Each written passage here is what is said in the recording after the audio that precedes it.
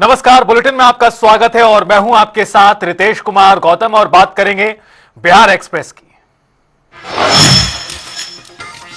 पटना में बीजेपी सांसद रवि प्रसाद का बयान, कहा 26/11 मुंबई हमले के समय पी चिदम्बरम पाकिस्तान पर चाहते थे कार्रवाई, लेकिन मनमोहन सरकार कमजोर रही, राहुल गांधी और यूपीए नेतृत्व रहे चुप।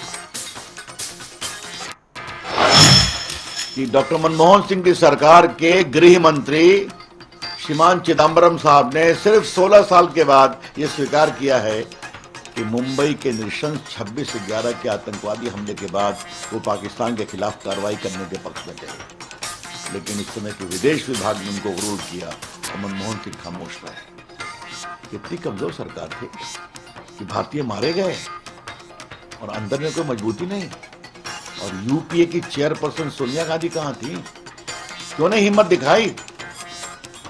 चलती तो उन्हीं की थी और उसके बाद राहुल गांधी की चलती थी। देखिए हमारे प्रधानमंत्री नरेंद्र मोदी जी, उरी हुआ घुसकर मारे, पुलवामा हुआ और कस के पीटे, और पहलगाम हुआ तो आतंकवादियों के ठिकानों को नष्ट कर दिया और 10 से 11 पाकिस्तान के सामरिक हवाई अड्डों को नष्ट किया। यह है भारत नरेंद्र मोदी का। पटना में बिहार के राज्यपाल आरिफ मोहम्मद खान ने दुर्गा पूजा कार्यक्रम में की शिरकत, कहा आयोजकों को बहुत धन्यवाद कि उन्होंने मुझे बुलाया। पटना वासियों को, बिहार वासियों को और देशवासियों को इस शुभ अवसर पर बहुत बधाई। आयोजकों को बहुत धन्यवाद कि उन्होंने आमंत्रित किया, टोनी जी ने, और सब बिहार पटना वासियों को, बिहार वासियों को, देशवासियों को इस शुभ अवसर पर बहुत बहुत बधाई, बहुत बधाई। और मालिक करे कि हमारा देश शांति, समृद्धि, संपन्नता से भर जाए। हसनपुर विधायक तेज प्रताप ने चुनावी बिगुल फूंका, कहा सिर्फ 4 एजेंडों को लेकर चल रही हमारी पार्टी। हमारे एजेंडे में बेरोजगारी को दूर करना, पलायन को रोकना, स्वास्थ्य और शिक्षा शामिल।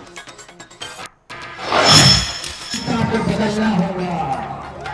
बहुत सारा लोग होता है, अच्छा जय श्री राम कीजिए, बहुत सारा लोग जय श्री राम करते हैं, लेकिन आपने यहाँ पे हम बोलेंगे गलत किया। गलत इसलिए किए कि आपने सीता माता का नाम छोड़ दिया, ये गलत है।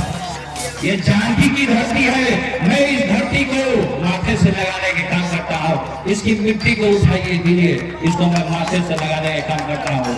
ये जो मिट्टी है, ये माँ की धरती का मिट्टी है, ये माँ की जननी है मिट्टी है। इस मिट्टी को कोई नेता आएगा मंच के माध्यम से नहीं लगा, लेकिन देखिए हम लगा लेते हैं। और हम लोग को एक होना होगा।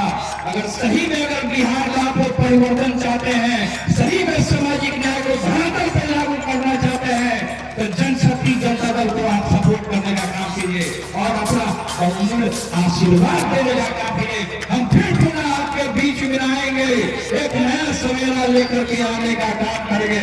शिक्षा से होगा हमारा पूरा बिहार सोना का चिड़िया कहलाएगा।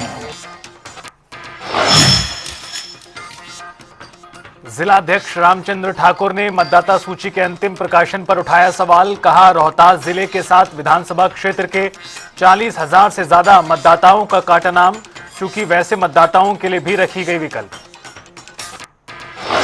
इलेक्शन कमीशन को बहुत बहुत बधाई और बहुत बहुत धन्यवाद कि पारदर्शिता के साथ में सारे पार्टियों के सामने बुलाकर और हम लोग को फाइनल लिस्ट दिया गया, जो कि बहुत अच्छा है। इलेक्शन कमीशन के इस कार्य से हम खुश हैं। कुछ का नाम कटी थी जो कि अभी फाइनल इसमें जोड़ के दिया गया है और 60,000 के तकरीबन एवं ही इसमें नाम जुड़ा है। इससे इलेक्शन कमीशन को बहुत बहुत धन्यवाद। आम आदमी पार्टी के जिलाध्यक्ष तेज प्रताप सिंह ने इलेक्शन कमीशन को किया धन्यवाद, कहा तय समय के अंदर सूची का प्रकाशन किया। वोटर लिस्ट का अंतिम प्रकाशन हुआ है आज, और हम लोगों को 7 विधानसभा क्षेत्र का राष्ट्रीय जनता दल के अध्यक्ष होने के नाते हमको वोटर लिस्ट प्राप्त हुआ है, जिसमें 22,10,000 मतदाता हैं वोटर लिस्ट में। पहले के अपेक्षा करीब करीब कम से कम 40,000 मतदाताओं का नाम कटा हुआ है। हाँ, 7 विधानसभा क्षेत्र में। इसलिए मैं कहना चाहता हूँ कि जो कटा हुआ है अभी प्रक्रिया है जोड़ने का, लोग जोड़ने के लिए कह रहे हैं, इसलिए 7 विधानसभा का वोटर लिस्ट हमको मिला।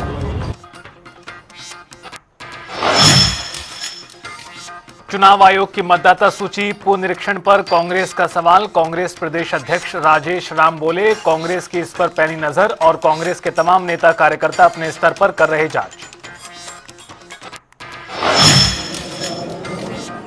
बिहार में भारत के निर्वाचन आयोग द्वारा गहन वोटर पुनरीक्षण के नाम पर, SIR के नाम पर जो कवायदे शुरू की थी, आज भारत के निर्वाचन आयोग के चेयरमैन ज्ञानेश जी अपनी पीठ थपथपा रहे हैं कि हमने SIR को बहुत ही सुगमता से और सरलता से और सभी को ध्यान में रख करके सूची जारी किया, लेकिन जिस तरह से अभी भी त्रुटियां पाई गई हैं, हमारे बिहार के तमाम कांग्रेस के कार्यकर्ता इस जारी सूची को अपने स्तर से गहन पुनरीक्षण करेंगे कि कितने लोगों के नाम कटे और कितने लोगों के नाम जुड़े।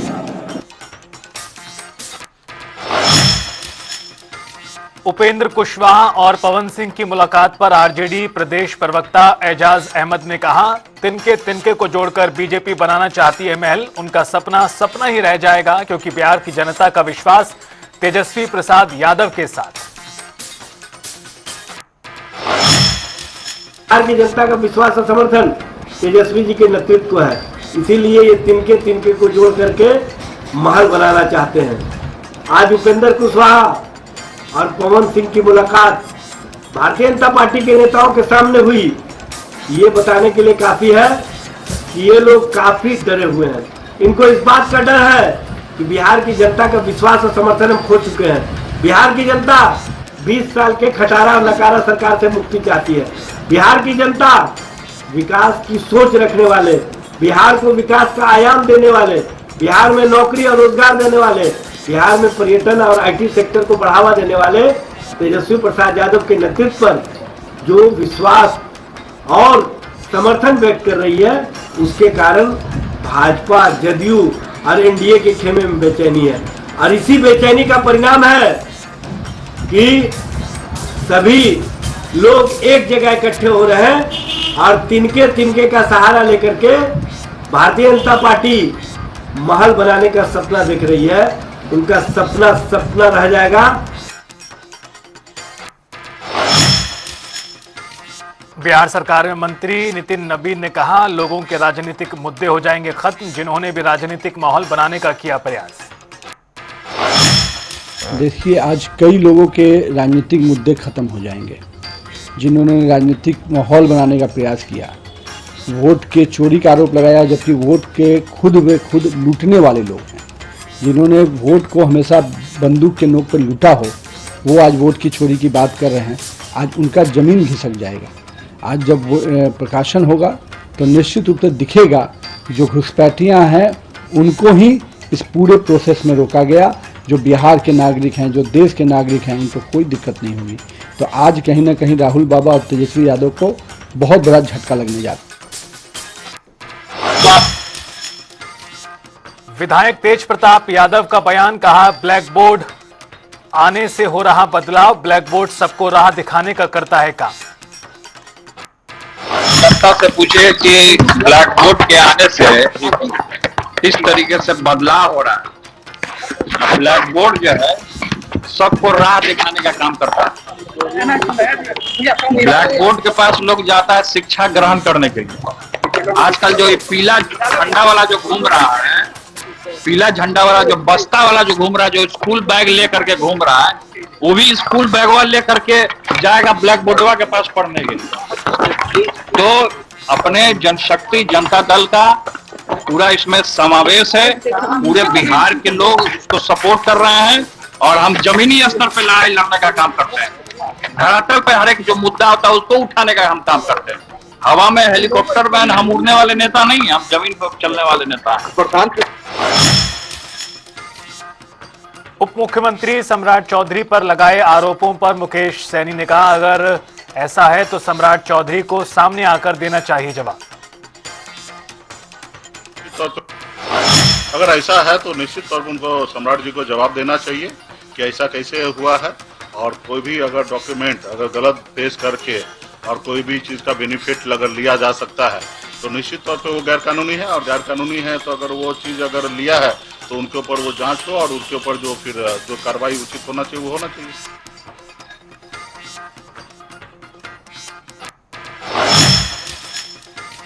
बिहार के डिप्टी सीएम सम्राट चौधरी ने लालू यादव और कांग्रेस पर बिहार को लूटने का लगाया आरोप। का लालू यादव ने 60 साल तक बिहार को लूटा, जनता चुनाव में देगी इसका जवाब। पूरा बिहार और पूरा देश जानता है कि बिहार को किसी ने बर्बाद किया तो एक लौता नाम है, उसका नाम है लालू प्रसाद। और कांग्रेस पार्टी और लालू प्रसाद जी ने पूरे बिहार को लगभग 60 वर्षों तक बिहार को लूटने का काम किया। बिहार की जनता 2025 के चुनाव में जवाब देगी। सम्राट चौधरी ने जन स्वराज के संस्थापक प्रशांत किशोर पर भी दिया बयान। कहा, वो नौसिखिया नेता, 1995 में हम जेल में डाला गया, हमारे परिवार के 22 लोग जेल में थे। देखिए, नौसिखिया नेता है। मैं 1995 में हम लोगों को जेल में डाला, मेरे घर के अनाज में लालू प्रसाद के गुंडे या पुलिस ने पेशाब कर दिया, हमारे घर के कुआं में पेशाब कर दिया, हमारे परिवार के 22 लोग जेल में रहे। नीतीश कुमार जी जो मुख्यमंत्री हैं बिहार के, ये 7 किलोमीटर तक मेरे लिए आंदोलन करते रहे, पैदल चले, और ह्यूमन राइट्स कमीशन ने बिहार की सरकार, तत्कालीन सरकार लालू प्रसाद जी पर कार्रवाई किया और प्लेंटी दिया हमारे परिवार को। अब देखिए, वो आइसक्रीम बेचने वाले का नाम था राकेश, वो आइसक्रीम बेचता था बेचारा, वो है रहने वाला हाजीपुर। अब इसको कहां कहां से बुद्धि दे रहा है। शिल्पी गौतम कांड में पूरी तरह जांच सीबीआई ने किया और हम लोग को तो पता भी नहीं है। और जिस राकेश की बात वो करते हैं वो तो हाजीपुर का रहने वाला। अरे भैया, इन लोग को कुछ पता नहीं है बिहार के बारे में। मंत्री सुनील कुमार ने दिया बड़ा बयान। कहा, आवश्यक एवं रोजमर्रा की वस्तुओं पर जीएसटी में कमी, व्यवसायों के साथ उपभोक्ताओं को भी फायदा हुआ। नवरात्र के पहले दिन माननीय प्रधानमंत्री यशस्वी नरेंद्र मोदी के आदेश पर पूरे भारत में आवश्यक वस्तुओं पर जीएसटी कम हुआ। कई वस्तुओं पर जीएसटी हटा दिया गया है, कई वस्तुओं पर 5% कर दिया गया है, जिससे महंगाई पूरे देश में कम होगी। और इसीलिए हम लोगों को जागरूक कर रहे हैं कि स्वदेशी खरीदें और अपने घर का बना हुआ चीज़ खरीदें। व्यवसायियों और उपभोक्ताओं को क्या असर? देखिए, व्यवसायियों को तो जीएसटी भरना था, ठीक है ना। जीएसटी अगर 18% लगता था, 18% भरते थे, लेकिन जीएसटी भरना भी आसान हो गया क्योंकि 2 ग्रुप हट गए, 12% हट गए, 28% हट गए, अब 5% और 18% ही। तो जीएसटी भरने में 28% लगता था, अब 18%। अब जीएसटी का भरना भी आसान हो गया है और खास के उपभोक्ता को बहुत लाभ हुआ। मैक्सिमम जो रोज़मर्रा की चीज़ें हैं वो सस्ती हो गई हैं, दवाइयाँ सस्ती हो गई है, मोटरसाइकिल सस्ते हो गए, कम कीमत के जो कार थे सस्ते हो गए, तो जो रोज़मर्रा की चीज़ें हैं वो सस्ती हो गई। पटना डीएम ने चुनाव आयोग द्वारा बिहार विधानसभा चुनाव से पहले अंतिम मतदाता सूची जारी करने पर कहा, विशेष गहन पुनरीक्षण जो 25 जून से शुरू हुआ था उसकी अंतिम सूची प्रकाशित हुई। सभी राजनीतिक दलों को बुलाकर उन्हें सौंपी गई पूरी सूची। देखिए, विशेष गहन पुनरीक्षण जो 25 जून से प्रारंभ हुआ था, आज फाइनल सूची उसका प्रकाशन हुआ है। आज सभी पॉलिटिकल पार्टीज को बुला करके उनको पूरी सूची सौंपी गई है और सभी पॉलिटिकल पार्टीज के अध्यक्ष आज उपस्थित थे।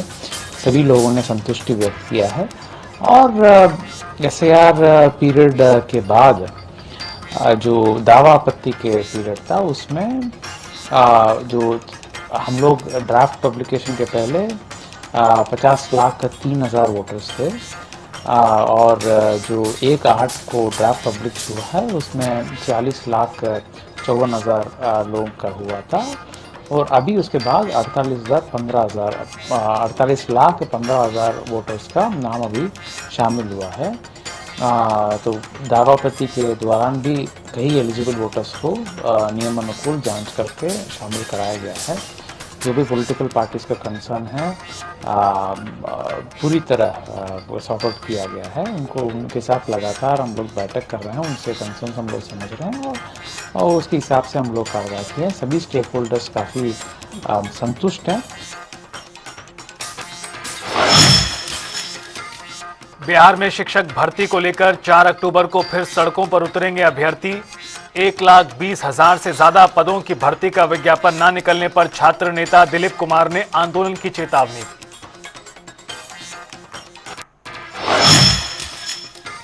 सीवान के महाराजगंज में शॉर्ट सर्किट से लगी आग में 12 लाख रुपए की संपत्ति जली, 5 बाइक और एक कार जली। पीड़ित ने मुआवजे की मांग की, पुलिस कर रही मामले की जांच। सासाराम फजलगंज के दुर्गा चौक पर दिव्य महाआरती का हुआ आयोजन। हजारों श्रद्धालु वैदिक मंत्र और माता रानी के जयकारों के बीच भक्तिमय माहौल का आनंद लेने पहुंचे। सासाराम अनुमंडल में दुर्गा पूजा को लेकर जिला प्रशासन और पुलिस पूरी तरह सतर्क। प्रवेश पर ड्रॉप गेट, संदिग्धों की निगरानी और बाइक चालकों पर किया जा रहा नियंत्रण। नालंदा के कादीबीघा में 200 साल पुराने मां काली मंदिर में भक्तों की भीड़। नवमी पर भक्तों को भभूत का मिलता है महाप्रसाद। शेखपुरा में जमीन को लेकर 2 पक्षों में हुई मारपीट, 3 लोग घायल। स्थानीय लोगों ने घायलों को अस्पताल में भर्ती कराया। इलाज के दौरान एक की मौत हो गई। सिवान पुलिस को मिली कामयाबी, पुलिस ने चेकिंग के दौरान पिकअप को किया जब्त। मामले में भारी मात्रा में शराब बरामद की। सीतामढ़ी में दुर्गा पूजा को लेकर शांतिपूर्ण माहौल में संपन्न कार्यक्रम। जिला प्रशासन के अधिकारियों ने शहर में निकाला फ्लैग मार्च। मार्च में बड़ी संख्या में पुलिस के जवान शामिल हुए। जमुई में ट्रेन से उतरते समय गिरी महिला, गंभीर रूप से चोटिल। मौके पर मौजूद लोगों ने अस्पताल में भर्ती कराया। शेखपुरा में बदमाशों का आतंक, बदमाशों ने घर में महिला और उसके बेटे के साथ मारपीट करी। पुलिस कर रही तफ्तीश। वैशाली में सामान खरीदने पर हुआ विवाद, झड़प में चली गोली। युवक घायल, मौके पर पहुंची पुलिस। सीतामढ़ी में पति ने पत्नी की बेरहमी से हत्या की, खुद भी जहर खाकर सुसाइड किया। सूचना के बाद तफ्तीश कर रही है पुलिस।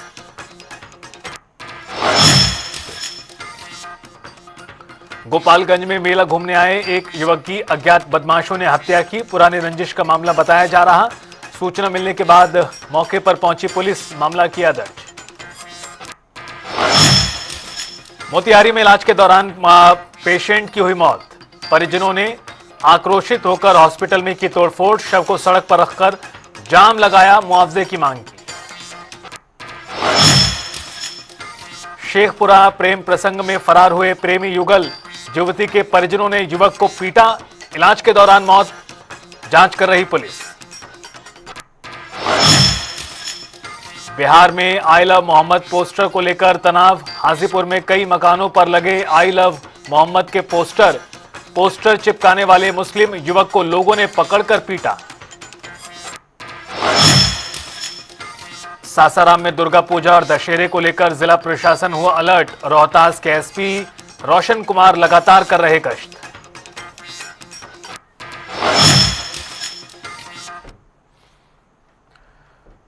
और चलिए बुलेटिन में आगे बढ़ते हैं और आपको दिखाते हैं खास रिपोर्ट। बिहार में आगामी विधानसभा चुनावों के लिए भारत निर्वाचन आयोग ने अंतिम मतदाता सूची जारी कर दी है।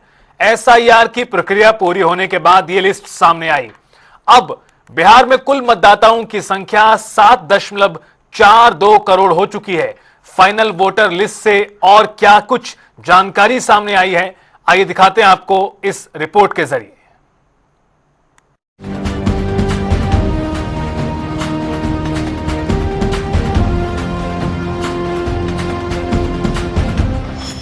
बिहार में एसआईआर के बाद वोटर्स की फाइनल लिस्ट जारी। एसआईआर के दौरान मतदाता सूची से हटाए गए 69 लाख नाम। बिहार में 6% घटकर 7.42 करोड़ हुए कुल मतदाता। बिहार में विधानसभा चुनाव के लिए भारत निर्वाचन आयोग ने अंतिम मतदाता सूची जारी कर दी है। इस बार राज्य में कुल 7 करोड़ 42 लाख मतदाता हैं। खास बात यह है कि कुल मतदाताओं की संख्या में 6% की कमी दर्ज की गई। फाइनल सूची से करीब 69,29,000 नाम काटे गए हैं। वहीं 21,53,000 नामों को इस सूची में जोड़ा भी गया। एसआईआर से पहले जून 2025 में बिहार में कुल 7.89 करोड़ वोटर्स थे। पहली ड्राफ्ट लिस्ट जारी होने के बाद यह आंकड़ा 7.24 करोड़ हो गया है। इसमें 65.63 लाख लोगों के नाम काटे गए थे। पहली ड्राफ्ट लिस्ट से जो 65 लाख नाम कटे थे, उनमें से 17 लाख नामों को लिस्ट में जोड़ा गया है। नई लिस्ट में 22.34 लाख लोग मृत पाए गए। 6.85 लाख लोगों के 2 जगह नाम मिले। 36.44 लाख लोग दूसरी जगह शिफ्ट हो चुके हैं। पटना में बढ़े 1.63 lakh voters. Final SIR list में पटना जिले में 1,63,600 मतदाता बढ़ गए हैं। पटना में पहले 46,51,694 मतदाता थे, तो वहीं अब फाइनल सूची में 48,15,694 वोटर्स के नाम हैं। वहीं सारण में 2,24,768 मतदाताओं का नाम काटा गया। पहले यहां 31,27,451 वोटर्स थे, जो अब घटकर 29,02,600। 3.7 लाख मतदाता अयोग्य। निर्वाचन आयोग ने जानकारी दी कि इस प्रक्रिया में लगभग 3.7 लाख लोगों को अयोग्य घोषित किया गया है। ये कदम वोटर लिस्ट को और अधिक सटीक बनाने के लिए उठाया गया है। चुनाव आयोग ने स्पष्ट किया है कि जो लोग अभी भी मतदाता सूची में अपना नाम शामिल कराना चाहते हैं, वो विधानसभा चुनाव के लिए नामांकन दाखिल करने की अंतिम तिथि से 10 दिन पहले तक आवेदन कर सकते हैं। 24 जून 2025 से शुरू हुई थी एसआईआर प्रक्रिया। बिहार में 2003 के बाद पहली बार एसआईआर प्रक्रिया चली। इसे 24 जून 2025 को शुरू किया गया था।